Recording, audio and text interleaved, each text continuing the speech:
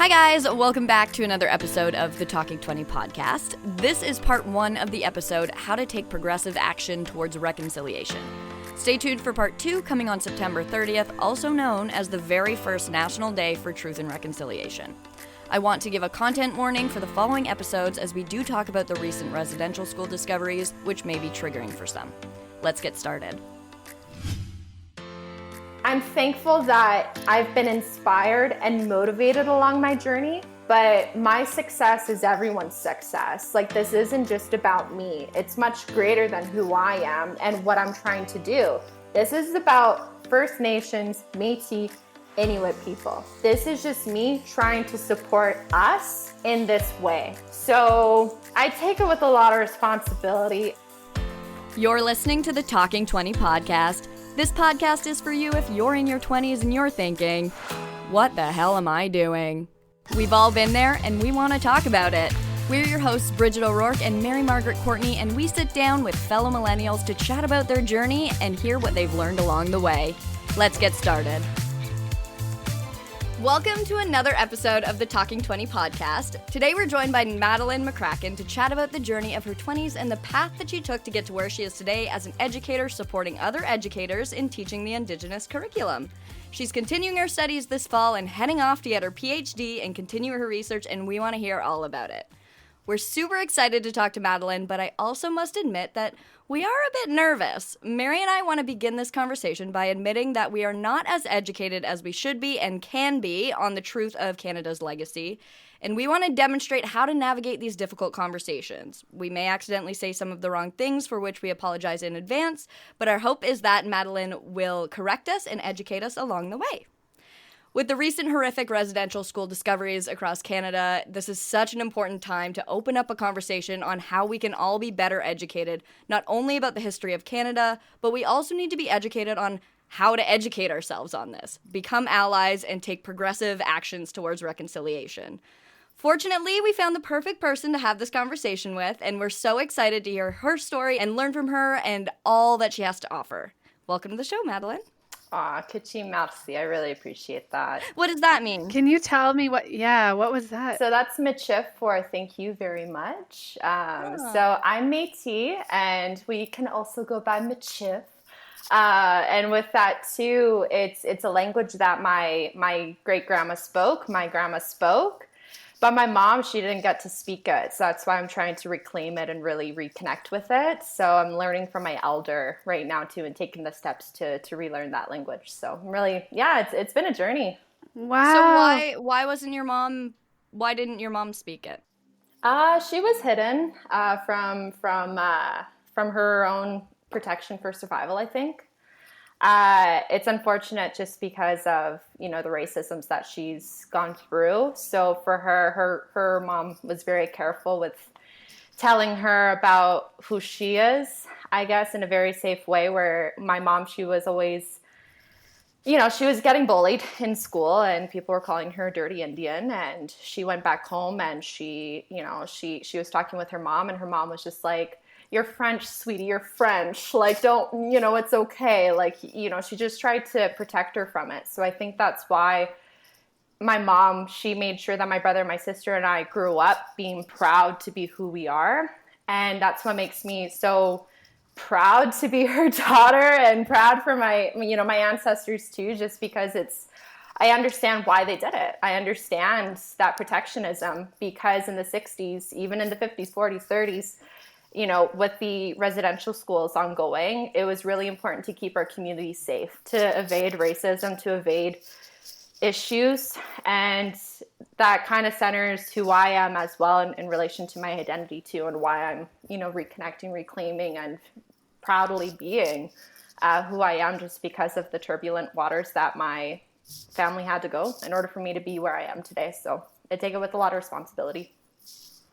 Yeah, and your learning is incredible. Like, the fact that you are reclaiming some of it, it gave me goosebumps when you first started talking about it and saying that you're taking that part of your identity with pride and respecting the fact that you get to do this in a more careful environment than your mom. Yeah. It's incredible. Good for you. Yeah. Merci. So were you brought up practicing Métis culture? So that's the thing too. No, I was not. Really? I was just told I was Michif. I was just told I was Métis. So, later down the line, when I actually understood what it meant culturally, relationally, individually, even, my mom, she was very thoughtful with how she kind of shared who we are. And she doesn't even know too much about being Métis either. And it wasn't until I started going on my journey to reconnect and to build relations with community, with elders, with knowledge keepers, with culture. And there was this one Blackfoot elder. Her name is Elder Betty Lou Crazy Boy. So she kind of took me under her wing, which was sweet. And also the Iniscum Center, which is the Indigenous Center at the Mount Royal University, which is located on Treaty 7 territory.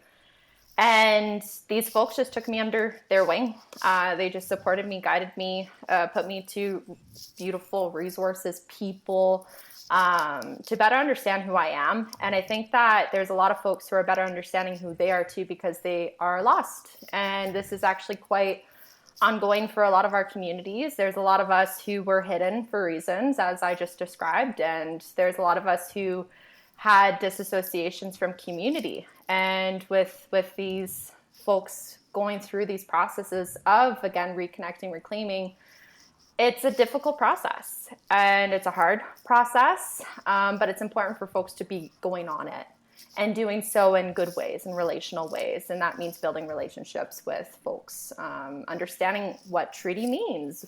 What treaty are we on, And going through that work and understanding that too, and understanding your responsibility and what it means to really care for community and what that might mean to folks going through these ways too. So it's so no. I love it. We're learning together, and that's what's gorgeous about it too. So she feels thankful about this too. So if I'm allowed to speak for her, which I am, so there's that. Well, yeah, and it's clearly open conversations you guys are currently having, right? Mm-hmm. Yeah. So before we get further into this, because we have so many questions we could ask, probably be here for 4 hours. We wanna get to know a little bit more about you, and let's go into your background to see what brought you to here. Because there's so much to your journey, and so we're gonna back her up a few steps, and we're gonna start off. Bridge, do you want to start with that first question? So why don't you tell the listeners a little bit about you? Where do you live? How old are you? Tell us what do you do for work? Tell us a little bit about that. Sure.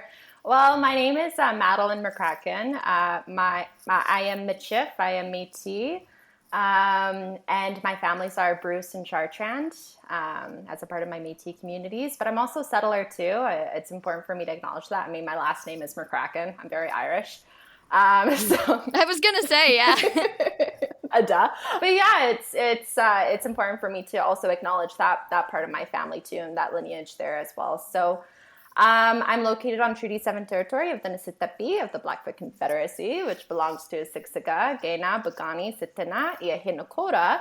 And this place is also home to the Northwest historical homeland of the Métis Nation, of which I proudly belong to. So I'm just very thankful to, recognize this land, that this place is also important. The city of Calgary, it's called Mohkinsis. And that means the place where the Bow and the Elbow rivers meet. So they come together. And this place also comes together for people. It was a place for commerce. It was a place for resource sharing. It was a place for relationship building too. And it still is to this day, as long as we treat it as such. So Calgary is a beautiful place in that relational way. And as mentioned too, it's close to the mountains, and it's really gorgeous, and it's beautiful here. It's absolutely beautiful here, and I'm very thankful to be here. So in regards to my work, I just got my dream job, so I am really on cloud 9. It's unbelievable. So, I love. So what is it? What do you do? Yeah, so Get into I it. work, going into it.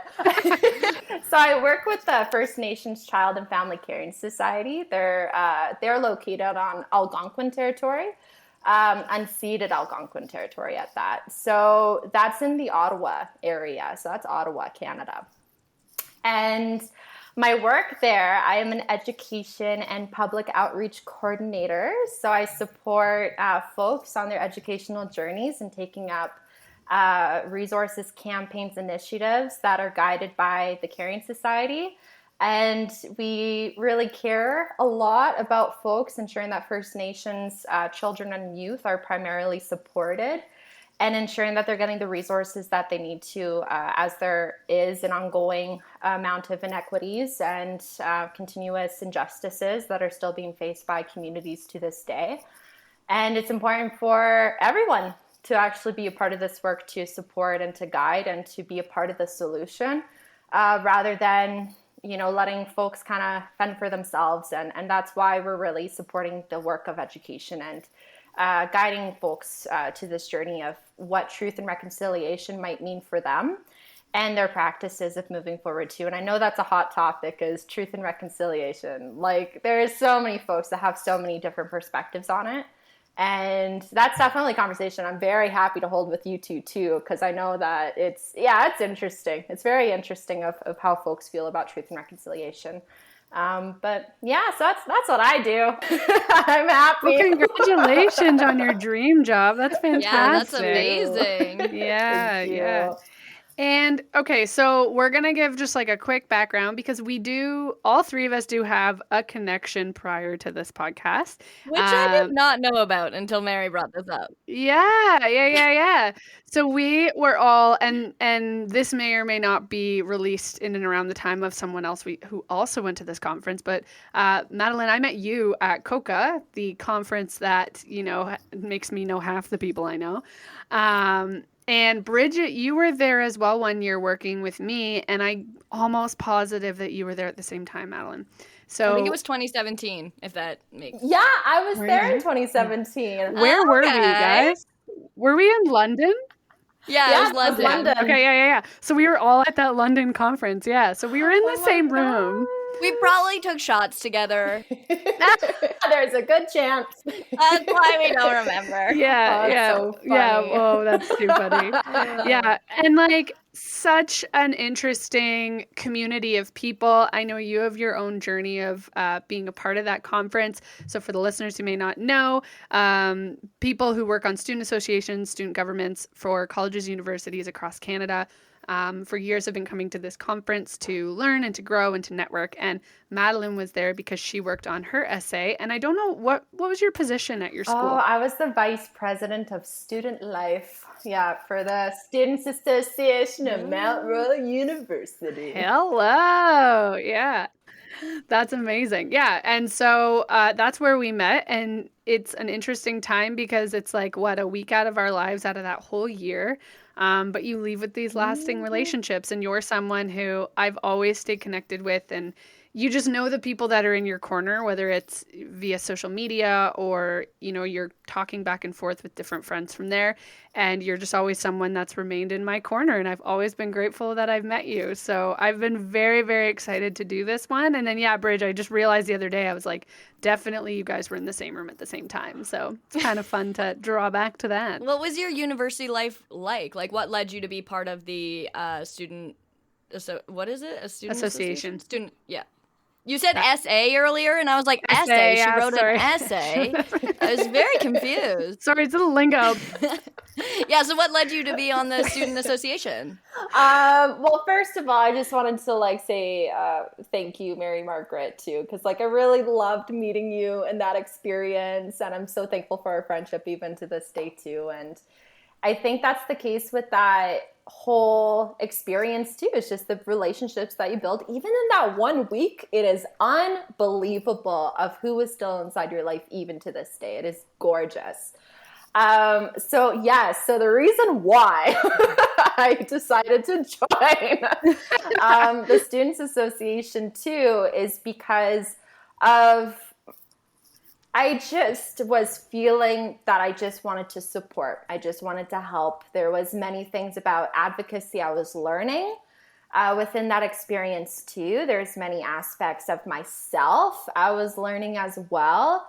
And I think that it's such an interesting responsibility when you're put in that position, being, student leaders for all students, because with our university, there was 12,000 students. I was getting paid to do my job. So that felt like a lot of responsibility too. And I think that folks don't actually understand that your student fees go towards these people making your decisions. So it's really important to be thinking about who is in charge, what they care about, what they're advocating for you, and also being in touch with what's going on as well. So like being in touch with the social media of your students' associations or student unions or, college unions, whatever the case, wherever you are. Everyone has one. And that's a wonderful place of, again, advocacy, because they're actually going to be advocating for your rights to university administration. Alongside creating and preparing wonderful events and opportunities for you to build relations with other folks within the university. So to me, that's why I joined, is because I wanted to make a difference. And that's why I wanted to become a teacher, is to make a difference and to really care about, my communities and the kiddies, and just making sure folks are feeling supported, loved, admired, confident, but also prepared to continue on inside life, and what that might mean for their education, or what that might mean for themselves just personally in general. So yeah, just a lot of care. And then the policy stuff came after. I was like, holy moly, there's a lot here. So no, I learned a lot. What year were you when you joined? I was in my third year university, because I took a year off. Yeah, I had to take a year off in order for me to do that role, because it was full-time work. And that's the thing too, like my salary. Oh, really? I was getting paid salary, for that 1 year. So that's what I mean. Like your student fees are going towards our salaries. Yeah. Who knew? I love that you brought that up, though, because being somebody who has literally never been involved in student life or student associations, both of you have, I didn't know that. I just thought my fees went towards, I don't know, I went to Ryerson and they painted the street yellow, and I was like, is this where my money is going? Yeah, it's a tricky conversation, because when Doug Ford first came into office, he actually removed that fee and you could opt in. And anyone listening might be going like, well, what if I don't want to pay towards that, right? Like it comes down to the dollar, and they're like, well, I'd rather not pay than pay, but they don't know everything that their student government does on their campus. So yeah, like they paint the street yellow in your head. I'm like, I don't want to spend the money on that. But if you go and sit down and talk to them, you'll learn about all the other things that might be going on. And it's even like an insurance policy. Like I took the same role as you, Madelaine, and I had students that I would advocate on behalf of, and I would go in and sit with the dean of admissions and help them. Or we'd be like, hey, we have money set aside in our budget for this program to go do this thing that's going to better their experience within school. And then, yeah, like Madelaine, I don't know your experience, but if they said to you tomorrow, your job's now gone, we're taking away that funding unless people opt in, you're never going to get the same amount of money back. You're not going to get everyone opting in. It's already so expensive to go to school. Could you imagine some of the resources that get pulled from campus that are super important? Right. And that's just it. It's this kind of causes inequities for advocacy too, in order for things to actually get shared and get said. Because when it comes to communications as well, it does cost money to create things for marketing, to get voices out there. And again, for folks to be doing this work of advocacy to administration and these kinds of beings and these authority figures. So it's very difficult if you're trying to slash this opportunity for students to share their voice. And that's why I was also very upset when I heard about that from the Ford government. It was very problematic, and it still is to this day. And it's because it creates barriers. It creates barriers for expression. It creates barriers for opportunities for voices to be shared. So that's why it's very important for folks to have access to these services. And that also costs money to run them. So now if they're not going to have this access, where are they going to go to? How are they going to be able to feel safe? So yeah, that raises like a really excellent point. So I appreciate you bringing that up, because it's definitely an issue. Part of all this, some of the great conversations we have had are centered around people's studies in school. Bridget and I like to talk to people about, like, why did you choose the program you went into? And by the end of your schooling, were you still in school? Did you leave school? Did you love your program? Are you doing what you went to school for? And your journey is super unique because you're still on it, first of all. Yeah. Which, good for you. Thank you. But when you went to school, we know that you wanted to be a teacher. That was always your goal. But did you know that you were going to be working towards a PhD? Was that part of your plan? No, I never dreamed this in a million years. And I'll tell you how that happened. So when I was a kid, ever since I was 8 years old, I wanted to be a teacher. This was something that I was really passionate about. And even at that age, I was like, yeah, I could do that. Like, yeah, that looks like fun. Like, I could be at the front of the classroom and, help people, because I was already helping people in different ways with their assignments. I don't know. I was just a weird kid. But still, I'm a weird kid to this day. So I appreciate that. I feel you. I think we were all weird kids. Yeah, I think that's important to embrace it. But you don't know to embrace it until you're much older and can look back and be like, no, that was actually a good thing that I was weird.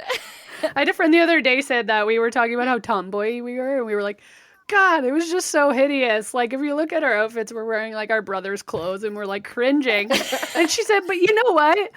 We were climbing trees and getting our clothes dirty, and like 10-year-olds are not doing that these days, and like little girls, right? And so she was like, I'm proud of that. And I was like, yeah, you're right. It's symbolic for something greater. Just be weird. Moral of the story. Moral of the story. Just be weird. Anyway, keep going. Just be weird. And so then I got to university. I applied to the U of C. I was just talking about this with my partner too. It's so funny how I applied to U of C, the University of Calgary, for music, because I was also like a musician. I played the timpani, which are the big drums that sound like thunder, those guys. So I played on those, and that was really fun. I was really good at it, so it was really cool. That's really cool. Yeah, that's amazing. Sounds powerful. It sounds like you would feel very powerful in that state. You did. It was fun. It was a good time. And I played the drums too, so like that was really fun for me to touch in with that musical side of myself. And then I still knew I was going to be a teacher. So that was just more so for fun to apply, just to see. But then I also applied to Mount Royal University, and then I was accepted into the Bachelor of Education, and it was specifically for primary education. So it's like elementary level. So I love teaching the little kids. I think that they're so empathetic and they're so smart. And if you just treat them like little humans that they are, you'd be so surprised of just how much responsibility that they're happy to take on and to be able to advocate for, because they see things in such beautiful ways. And it's just, they're so special. In community, we call them gifts. Like, our children are our gifts, and they really are to this day. So it's just really appreciating what they bring into this world. So I was always happy to teach the little ones. So I was able to teach in my practicum grades 1, grade 2. I also taught grade 3. Oh, they're so cute. Yeah, I taught grade 5 and 6 too, and it was all boys, all folks who identified as being boys in that experience too, which was very, very interesting. I was gonna say, that sounds like a lot of work. Yeah. It was fun, and I just have always appreciated the experiences that I've had with students, with kids too, because they also teach me in that way as well. And then I also taught grade 8, and grade 8 was the last grade I was able to teach. And that's when I had this one teacher come up to me in the copier room. We were in this school in Airdrie, Alberta, which is like, just 10 minutes north of Calgary. And there's this teacher that came up to me in the copier room, and she asked me 3 questions that really made me feel, oh, I got a big responsibility here. What are treaties? What are reservations? And what reservations are near us?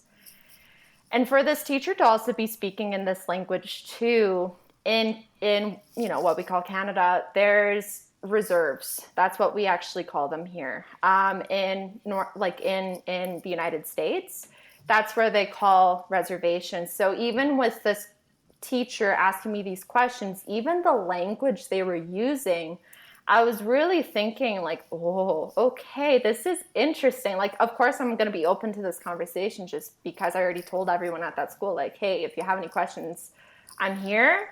But of course, I don't want to be here all the time, but I am here, Yeah. Because there's also a lot, what we say too is we don't want folks to feel like they're being a token.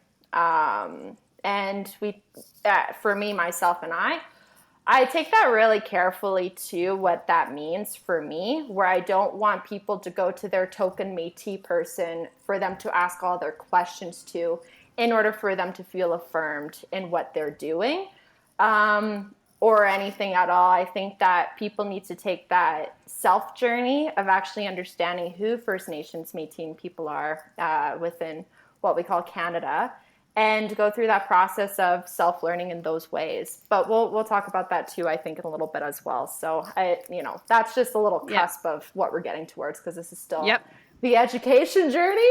So I have so many things. My brain's exploding right now. But let's get to how you got to the PhD before we lose ourselves. There's quite a bit. I love the passion. I love it. I was just about to say that. I was like, but your passion is like completely enveloped me. So it's wonderful. No, merci. I do appreciate that. So you had this experience with this other teacher. Yeah.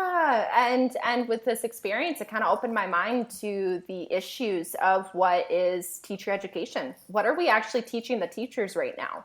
Because this teacher should know, and I want to give the benefit of the doubt. I do, and I can.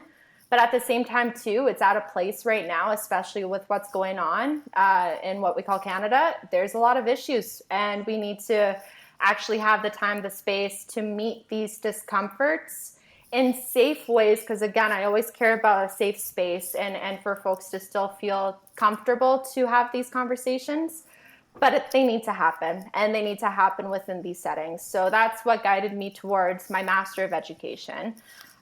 Really thinking about, is it something that I should be a consultant? Is it something that I should work as a school liaison? Is it something that I myself could be a resource, carefully, navigating that ability to not be a token, though, for that school? Like, what does this actually mean for me? So I was, questioning a lot of things. I was questioning curriculum. I was questioning what are we actually teaching our kids? What's happening in Alberta? What's happening in Ontario? Because I did get accepted to the University of Ottawa. So within that experience, it was very much affirming for me to have a conversation with my now supervisor, who's also going to be guiding me within my PhD journey too, for my dissertation. And what him and I have talked about is what curriculum might mean for teachers, their practices, being non-Indigenous. What does this mean for them to take up this work, this content, this experiences? How do they do so in proper ways? How do they do so in appropriate ways, respectful ways, in safe ways, so that all kids inside their class too also feel secure enough to take up these conversations as well? Because again, it's everyone's responsibility. So how do we do this in a good way? How do we do it in a good way? So and that's what brought me to research. That's what kind of guided me to that space, and like actually questioning the system. And that's what got me here, is questioning the system. What's actually going on in teachers' brains? What's actually going on inside the ways that they were shown information, sharing information nowadays too. In some provinces and territories, some of the curriculum haven't even changed for the past 10 years. Like, obviously that's not what we should be basing our education on. This should be updated again with community participation, with all folks' voices coming to the table to be shared as well, And there's a whole story about that in Alberta, but like that's not for this. This is for something else, and I'll talk about that if folks want to follow me on social media. I'm an advocate and passionate about it just because of how upset I am. Well, you know what? There's a lot. I just want to, sorry, I need to say it. Thank you for being solution-based, because as just a person in society, it's refreshing to see that. Like, you were starting to explore it. You're going to an education, you find this thing, and you're like, we need more of this. What's my solution? Versus just being mad. Like, you have this Alberta situation, well, not to talk about today, because you'll go on forever, which anyone can do. Like, Google it. It'll come up very easily. You can learn about the education happening there, correct? Yeah, the curriculum. There's a draft curriculum that was released by the UCP, the United Conservative Party here. Yeah, it's a hot mess. Not into it. It's a whole thing. Yeah. Yeah. But again, it's worth knowing, and the fact that you're like, I need to be a part of the solution, not the problem. How do I get there? And you're constantly learning how to build those tools. It's such a breath of fresh air, and it's inspiring for me. I find it awesome. Thank you. Thank you. Yeah. Thank you. I want other people to be solution-based too. That's why I'm like, I want to help people. Get them to be on board. And, but also know, like, hey, you can do it, and here are the ways how you can do it. Respectfully and responsibly too. So it's just really opening up these kinds of conversations, I think, is really important. So then after that, you went and you got your master's in education. Is that right? Yeah. So that was after this teacher came up to you in the copy room and asked these questions, you decided to go on to a master's of education. So how did you come up with that next step? It was meeting that gap in the system. What's going on? How can I support it? It just really motivated me. I think just more so it's like, when you see a problem, you can't just let it sit there. Like, there has to be something to help it. And I know this one's a big problem because this is talking about teacher education to teachers who are going to be going out into the field to teach our future. So that in of itself is a really big responsibility. So how might I support it? What can I do to help it? And it's not just me who should be helping it too. Like, there's so many folks who are like professors and professionals and inspiring individuals who are also engaging in this work and doing this work too to better support other folks and educators inside these ways. So it's nice to know I'm not alone.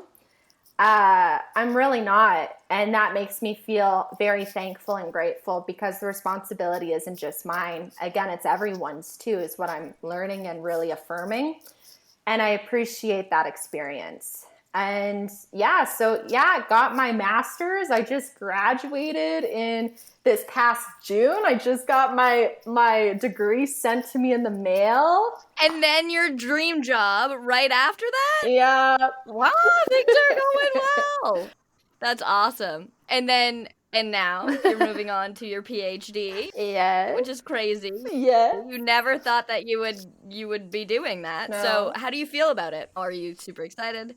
Oh, so excited. It's going to be hard work. I know at the end of the day, and I'm just thankful for the supports because I think it takes a community. It takes everyone to in order for me to be exactly where I am.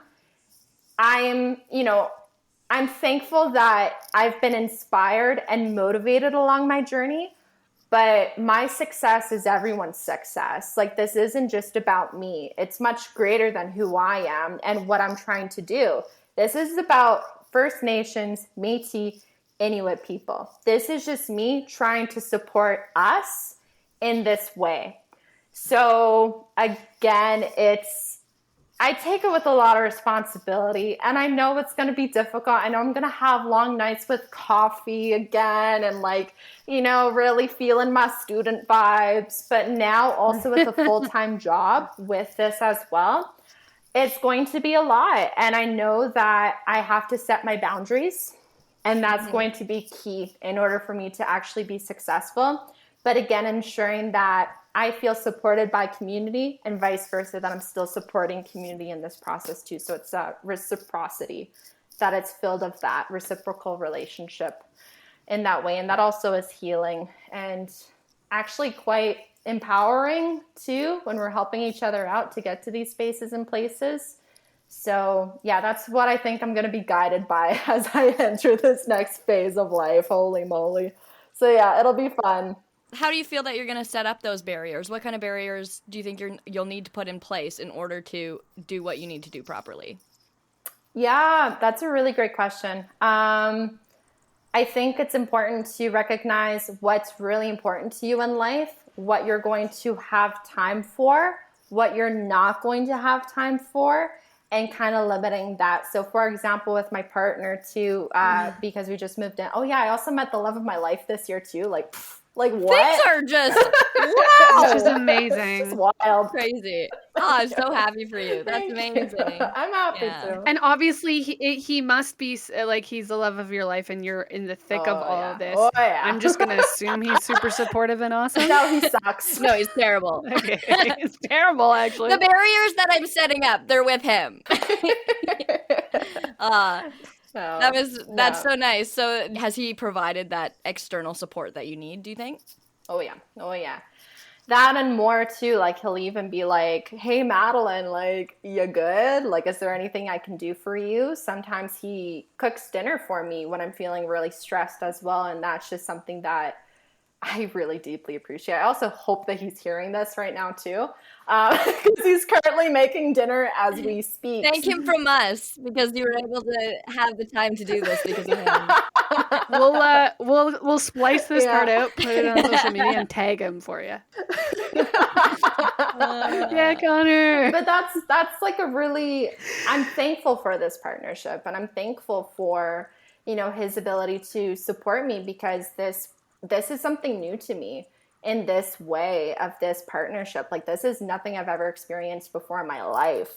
And I was single for 2 years too, just to make sure where I was just like, hey, the next time I'm going to date, it has to be with someone I respect, I appreciate, they appreciate me. We are going to support each other. We're going to, maybe have some boundaries, sometimes too. We're going to like affirm each other and uplift each other. And that's what I want. I also want a nerdy guy. I want a guy that loves dogs. Like, I had a list too and he knows it. So it's like... But you know what? There's so much that, because like as kids, I didn't do this as much, but I know it was like a girl thing. You like make your list. Mine just said funny. That was it. But like everyone had their list of like all their things they want their guy to be. I really hope Matt's funny. He is. He's hilarious and sometimes too much so, But he keeps me laughing. It's good. This thing about those like expectations, and then as we get a little bit older, we are maybe upset with the expectations we set on a relationship and maybe lose ourselves within it. I've had that experience of like wanting it to fit the mold so perfectly and like wanting that person to be everything, and then realizing like this isn't sustainable because I'm forcing it so much. And similarly, I the next like phase of being single, I was like, no, everything you just said, I got to put me first. And that also means like not, okay, maybe they don't like dogs. That can be a thing. But like all those fundamental things where you're like, they need to be nerdy because that's like fundamentally who you are and how you're going to jive with someone. And they need like the respect thing and the partner thing and to talk your language. You can't, you're right. Like getting your PhD and working full time during this time, it's a very sensitive time to be studying something like this. Yeah, you need someone that's ready for the ups and downs in that and wants your success and sees that like there's something in it for them too. You know what I mean? And good for you for being like, no, there's like, unless you fit this perfectly and we can start running together, you're not coming on this journey with me, right? Because otherwise you'd be like, no, I have to get my PhD. You're getting in the way of that, and that's way too important than trying to like fit that mold of that person you wanted. I just rambled. Yeah. Yes, Mary Margaret. Yes. Yeah, I'm so, and like I've just seen pictures of him and you post about him and I'm like, I need to meet this guy. I just think he sounds amazing. He is. And I think for folks too, like you just hit the nail on the head. It's okay to take time for yourself to really figure out what you want for you first, and then what you might want romantically in a partnership moving forward as well. So what that really means. And yeah, it took me a hot minute to figure it out, but golly gee, am I grateful. So it's good. Oh my God, you're so funny. I love That's that. amazing. So you've had a long journey to get to where you are today, going into your PhD, which is crazy. Do you have any advice for your 20-year-old self if you could look back? Keep doing you, boo. Yes, like, I don't know. you. Like, you're doing awesome. Like, mind you, I'm only 24. I'm turning 25 this year, so I'm still in my early 20s, which is so freaking unbelievable. Hang on a second. Did you say that at the beginning? No, you didn't. No, she missed the age. I'm sitting here at like 27 being like, okay, I'm just kind of maybe starting to figure things out. Like, maybe. Wow, good for you. That's crazy. Thank you. It's ancestors and it's community. I don't know. It's also, it's important to have passion about what you love and actually ensuring you're meeting yourself where you're at the whole time. I wouldn't be anywhere where I am without my mom, my brother, my sister, my dad even too. Like, for them to not guide me and support me directly through everything, like, I don't know. And I'm very privileged to also have such a good relationship with my family too, because I know that others don't. So it's, I really do appreciate them so much. This has been part 1 of How to Take Progressive Action Towards Reconciliation with Madelaine McCracken. Part 2 will be released on September 30th, the National Day for Truth and Reconciliation. Stay tuned and make sure to follow us on Facebook, Instagram, Twitter at Talking 20 Podcast for more resources and information about how you can learn to educate yourself and advocate for the Indigenous community. Thanks for listening, and we'll see you for part 2.